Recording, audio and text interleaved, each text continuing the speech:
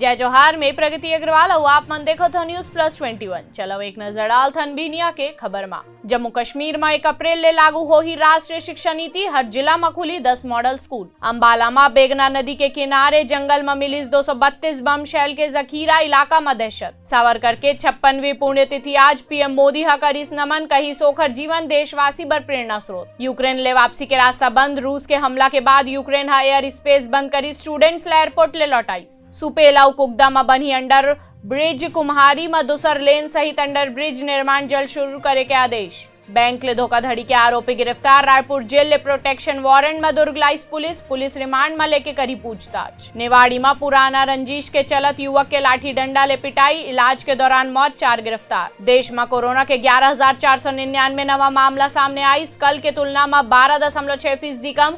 23,000 ले ज्यादा हुई ठीक। यूएनएससी के वोटिंग में भारत, चीन व यूएई हा नहीं लीस हिस्सा। रूस के वीटो पावर हा रोकीस रहा। यूक्रेन में भारतीय नागरिक बर एडवर्टाइजरी जारी। अधिकारी ले बात करे बगैर बॉर्डर पोस्ट पर ना जाए के सलाह। ऐसे ही तमाम जानकारी बर हमारे चैनल लाइक और सब्सक्राइब करना जन भूलू और नोटिफिकेशन बर बेल आइकन घलो दबाऊ। देखत रहो News+21 आप मन के हक के बात।